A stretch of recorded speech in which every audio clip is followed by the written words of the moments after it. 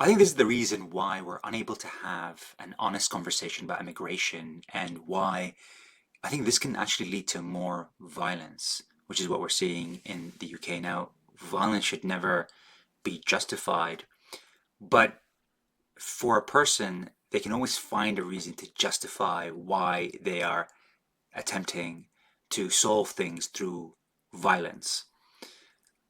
And I think at the core of this is the inability to have conversations because we're labeling big chunks of a group as one thing, whether Muslims as one thing, even though there's hundreds of cultures within that uh, interpret and practice their faith in different ways, or people who speak about immigration as one group, as far right, when there are definitely elements of far right in there. But there's also other groups that within that have genuine concerns about something that they think is impacting their future. Whether there is basis to that or not, that's a different story.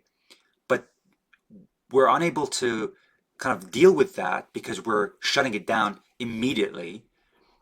And when you shut down conversation by labeling people, a whole group of people, as one thing, you push people to the extremes, right? And what happens when you push people to the extremes?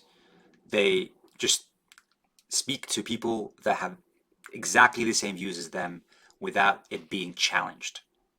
And this is a characteristics of humans, really. We look at things, we look at the world to validate what we already believe to be true. So you're looking to prove something already. It doesn't matter what the facts are. And we saw that with following the attacks on those you know little children, which is something that's crazy. But following that, immediately there was an attack on a random mosque, and the people that did that justified it by saying, it was an asylum seeker who did the attacks on those girls, a Muslim asylum seeker. And when that turned out it was misinformation, it was an asylum seeker Muslim, they changed the goalpost. They said, wait, hang on, it's an immigrant, and a son of immigrants, and immigration has caused crime to increase.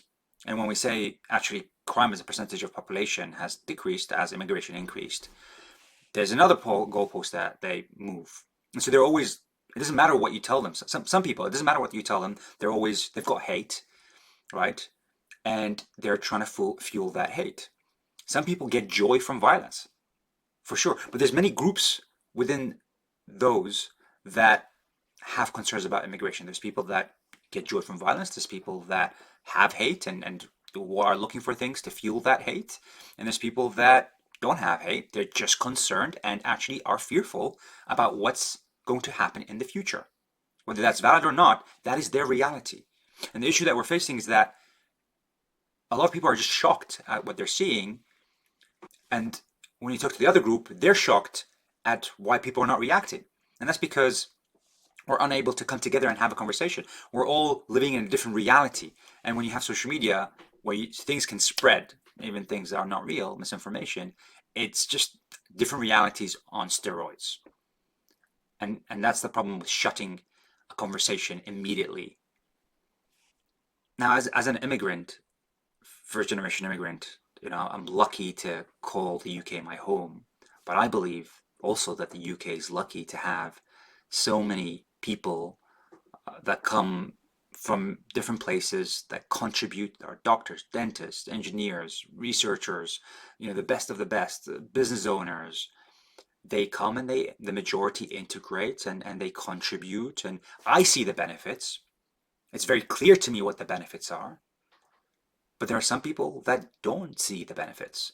And that might be true to them and true in their environment.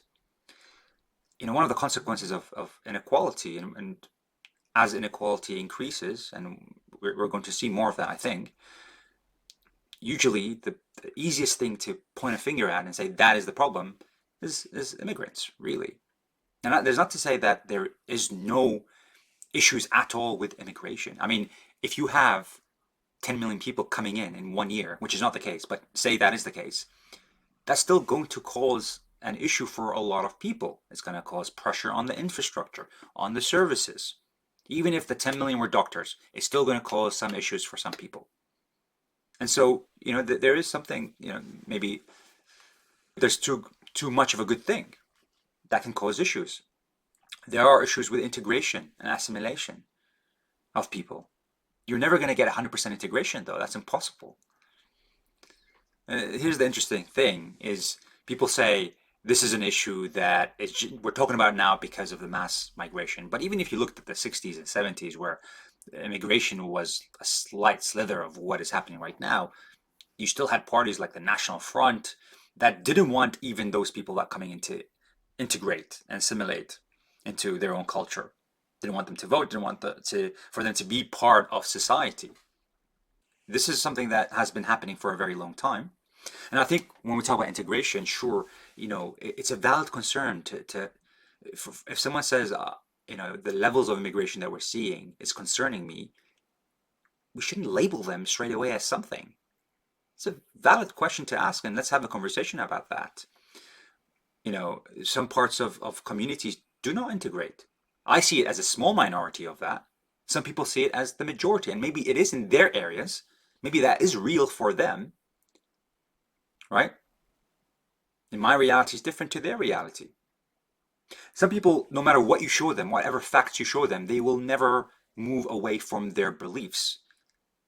Underneath it is fear. Maybe there is hate there, but those are things that are taught. If I had the same experience as them, I might have those same beliefs. And the way to move or try to move away from that conflict to work together, because we all want a unified country that works together, that loves each other, that contributes together, integrates, shares, understands. And the way to do that is to have those conversations, honest, genuine conversations. But to integrate, it also requires two parties coming together. If one party is integrating and the other party is not interested at all, and then they complain of why isn't there any integration, the two parties here, it's not just, it takes two to tango, right? There's some people that have no understanding of, for example, Islam or another faith, just what they read online. They've never interacted with people, actually sat down and had a conversation with them. And so none of those beliefs are challenged. And so to challenge those beliefs, you need to bring them together, right? So if you do have concerns about immigration, about what's happening to maybe what you think is a demise of society, of culture, of your values, I'd love to have that conversation with you. So do reach out. I'd love to jump on a call, on the podcast, on the show, to have those conversations, to understand where you're coming from, where I'm coming from, to see your views, to understand your views, and to move forward without violence, without that sort of conflict, because we all want the same thing. We all know that community is important. We share our values of freedom, of tolerance, of understanding.